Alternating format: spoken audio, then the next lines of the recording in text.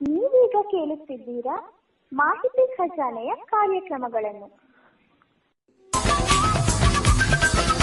ಮಾಹಿತಿ ಖಜಾನೆ ಯೂಟ್ಯೂಬ್ ವಾಹಿನಿಗೆ ನನ್ನೆಲ್ಲ ಸನ್ಮಿತ್ರರಿಗೂ ಆತ್ಮೀಯವಾದ ಸ್ವಾಗತ. ಇಂದು ನಾವು ಮತ್ತೊಂದು ಉಪಯುಕ್ತ ಮಾಹಿತಿಯೊಂದಿಗೆ ಬಂದಿದ್ದೇವೆ. ಈ ವಿಡಿಯೋ ನಿಮಗೇನಾದರೂ ಇಷ್ಟವಾದಲ್ಲಿ ಲೈಕ್, ಶೇರ್, ಕಾಮೆಂಟ್ ಮಾಡಿ ಹಾಗೂ ಇನ್ನು ಹೆಚ್ಚು ಉಪಯುಕ್ತ ಮಾಹಿತಿಯನ್ನು ನಮ್ಮ ಯೂಟ್ಯೂಬ್ ವಾಹಿನಿಯಿಂದ ಏನಾದರೂ ನಿರೀಕ್ಷಿಸುತ್ತಿದ್ದೀರಾ?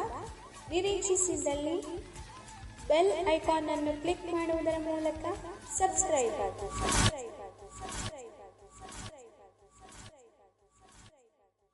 ನುಡಿ ಬೆಳಗು ಮಾನವೀಯತೆಯ ಗೆಲುವು. ದಕ್ಷಿಣ ಆಫ್ರಿಕಾದ ಹೆಕ್ಟರ್ ಮೆಕಾನ್ಸಿ ಎನ್ನುವ ಯುವಕ ತನ್ನ ಗೆಳತಿಗೆ ಪ್ರಪೋಸ್ ಮಾಡಬೇಕೆಂದಿದ್ದ. ಚಲನಚಿತ್ರಗಳಲ್ಲಿ ತೋರಿಸುವ ಅದ್ದೂರಿ ಮದುವೆಯ ಪ್ರಸ್ತಾಪ ಮಾಡಲು ಆತನ ಬಳಿ ಹಣವಿರಲಿಲ್ಲ. ಹಾಗಾಗಿ ಆತ ಕೆಫ್ಸಿಯಲ್ಲಿ ಊಟದ ನಡುವೆಯೇ ತನ್ನನ್ನು ಮದುವೆಯಾಗುವಂತೆ ಕೋರಿದ. ಅವಳು ಒಪ್ಪಿದಳು.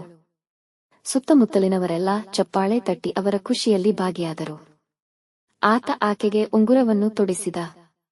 ಆದರೆ ಅಲ್ಲೇ ಇದ್ದ ಒಬ್ಬಾಕೆ ಈ ಘಟನೆಯನ್ನು ವಿಡಿಯೋ ಮಾಡಿ ಎಂತ ಗತಿಗೆಟ್ಟವರು ಇವರು, ಕೆಫ್ಸಿಯಲ್ಲಿ ಪ್ರಪೋಸ್ ಮಾಡುತ್ತಾರೆ ಎಂದೆಲ್ಲ ಕೆಟ್ಟದಾಗಿ ಟ್ವಿಟರ್ನಲ್ಲಿ ಬರೆದುಕೊಂಡಳು. ಈ ಪೋಸ್ಟ್ ಓದಿದ ಕೆಫ್ಸಿ ಅದಕ್ಕೆ ಉತ್ತರ ನೀಡಿ ಆ ಜೋಡಿಗೆ ತಾನು ಬಹುಮಾನ ಕೊಡಬೇಕೆಂದಿದ್ದೇನೆಂದು ಅವರನ್ನು ಹುಡುಕಲು ಸಹಾಯ ಮಾಡುವಂತೆಯೂ ಜನರಲ್ಲಿ ಮನವಿ ಮಾಡಿ ಮರು ಟ್ವೀಟ್ ಮಾಡಿತು. ಬಡತನವನ್ನು ಹಂಗಿಸಿದ ಆ ಮಹಿಳೆಯ ಉದ್ದಟತನ ಜನರ ಸಿಟ್ಟಿಗೆ ಕಾರಣವಾಗಿ ಈ ಟ್ವೀಟ್ ಸುಮಾರು 30,000 ಸಲ ಹಂಚಲ್ಪಟ್ಟಿತು. ಎಲ್ಲೆಡೆ ಈ ಜೋಡಿಯದ್ದೇ ಚರ್ಚೆ. ಮುಂದೆ ನಡೆದಿದ್ದು ಅಚ್ಚರಿ. ಬ್ಯಾಂಕೊಂದು ಈ ಜೋಡಿಯ ಎಲ್ಲ ವೈಯಕ್ತಿಕ ಸಾಲ ತೀರಿಸುವುದಾಗಿ ಘೋಷಿಸಿತು. ಆಭರಣದ ಕಂಪನಿಯೊಂದು 2 ಉಂಗುರಗಳನ್ನು ಉಡುಗೊರೆ ಕೊಡುತ್ತೇನೆಂದು ಹೇಳಿತು. ಅದರಲ್ಲಿ ಹುಡುಗಿಯದ್ದು ದುಬಾರಿಯಾದ ವಜ್ರದುಂಗುರ. ಶೆಫ್ ಒಬ್ಬ ತಾನು ಮದುವೆಯ ಊಟ ತಯಾರು ಮಾಡುವ ಜವಾಬ್ದಾರಿ ವಹಿಸಿಕೊಂಡ. ಇಡೀ ಕಂಪನಿ ಹೊಸ ಕಾರನ್ನು ಉಡುಗೊರೆಯಾಗಿ ನೀಡಿತು. ಮೊಬೈಲ್ ಕಂಪನಿಯೊಂದು ಹೊಸ ಮೊಬೈಲ್ಗಳನ್ನು ಇಬ್ಬರಿಗೂ ನೀಡಿತು. ಫರ್ನಿಚರ್ ಕಂಪನಿ ಹೊಸ ಜೋಡಿಯ ಮನೆಗೆ ಹೊಸ ಅಡುಗೆ ಮನೆ ನಿರ್ಮಿಸಿತು.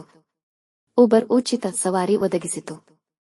ಮೆಕ್ಡೊನಾಲ್ಡ್ ಕಂಪನಿ ವಿಐಪಿ ವಸತಿ ವ್ಯವಸ್ಥೆಯ ಜೊತೆಗೆ ಉಚಿತ ಕೇಪ್ ಟೌನ್ ಪ್ರವಾಸವನ್ನು ಏರ್ಪಡಿಸಿತು.